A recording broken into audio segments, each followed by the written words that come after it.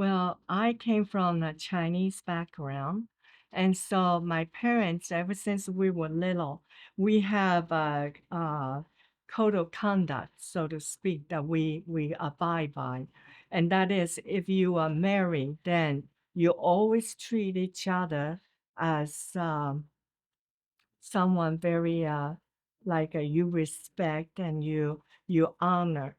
So even at times, like for example, this is how it is. If you have a food on the table, and even though you're hungry, now as a mother, you will do that. Even though you are hungry, you will not eat it yourself, but you'll give it to your children to eat.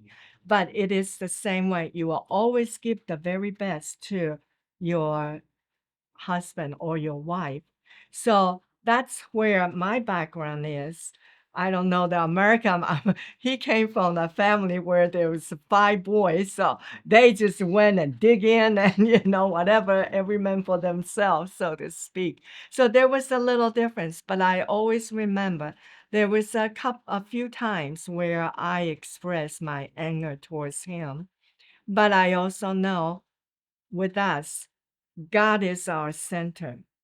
So therefore, if we both believe in God, then God will draw both of us together. Even though we have our own differences and we have our own way of thinking things, but somehow God knows how to get us together. I think things like when you have a shirt or a dress that is so wrinkled, God can use his iron and iron out all the wrinkles. That's how I think and how we sometimes deal with. Mm. Yeah, I think cultural things also were an issue, not racial, but cultural. That Peachy was grown up in an Asian household, and they'd lived a lot of their life in Japan, where it's a law and order kind of thing. You go in the indoor, and you go out the outdoor. You stand in line, and you don't argue. You Question. don't challenge anybody. That politeness is almost an obsession. And for me, it was kind of like the truth is the truth, and love it or leave it. The idea of the freedom. It's like, don't fence me in. I'm a free man, and I'll do as I see fit. And so the conflict sometimes would come, but I would, just to, make you smile. It's like we go into the Walmart, and the door would say enter or say exit, and I would go in the exit door, and she was like dumbfounded that I would even do something like that. And I'm thinking, a door's a door. It can go in or it can go out. That's just a word on the door. And to her, it was like open disobedience. I mean, it was like a terrorist act almost. And so little things like that we see our way of living differently. We had to try. I tried to be a little more, but it was difficult for me because I was kind of like my brothers and I. We joked that we were raised by wolves. In other words, it was kind of like that the survival of the fittest, where Peaches was more like they were taught that you survive by sticking together and doing things together. The family is like the chopsticks that you can't break when you and so we were taught independence and free thinking, and you choose your course.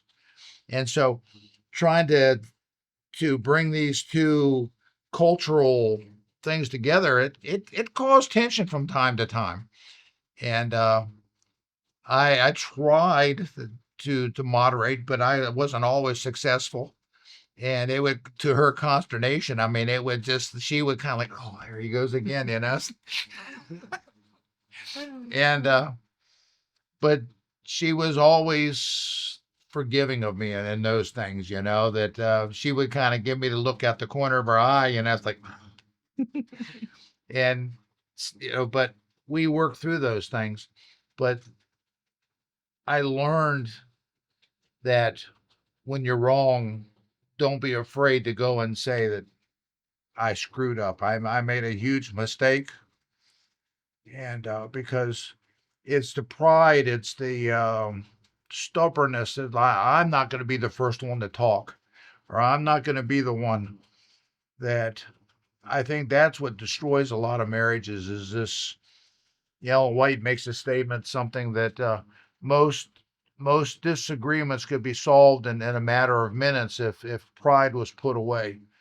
And it's true in the church and it's true in the family that if we would humble ourselves before each other and treat each other as the the more noble, the more elevated, that so much of the difficulties that we find in the marriages today, and it's a shame that divorce is at the same rate in Adventism as it is in the world. I mean, it's almost indistinguishable, and it's a shame.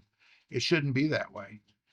And the in Ecclesiastes, I know one of the texts of the favorite Bible verses, Ecclesiastes chapter 4, verse 9 through 12, says, "Two are better than one, because they have a good reward for their labor. For if they fall, one will lift up his fellow. But woe to him that is alone when he falls, for he has no other one to help him up. Again, if two lie together, when then they have heat.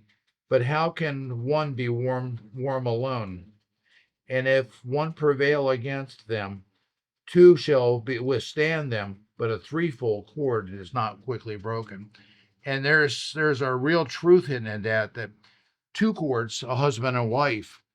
Yes, we are a substantial force to be dealt with, that we can support each other. But when we make God the main cord, there's a three chords where Christ is the primary cord and we are wrapped around him. It's an unbreakable cord. And so to have Christ at the center of your marriage is, I don't know how you make it through a marriage without having that. It astounds me, anybody that would be able to do that.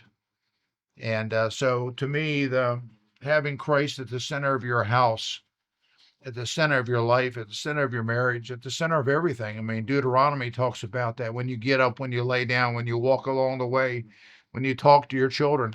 I mean, it's an all-encompassing that God should be every part of our life. And too often we compartmentize. It's like we're Seventh Day Adventists instead of 7-day Adventists.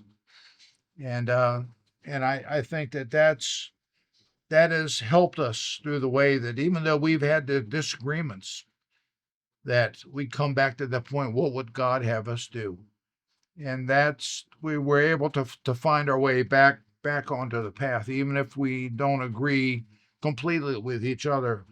We try to make God's priority the first priority, and I think is even if we're coming from different directions on something, if we're both headed toward Christ, eventually there will be that perfect unity.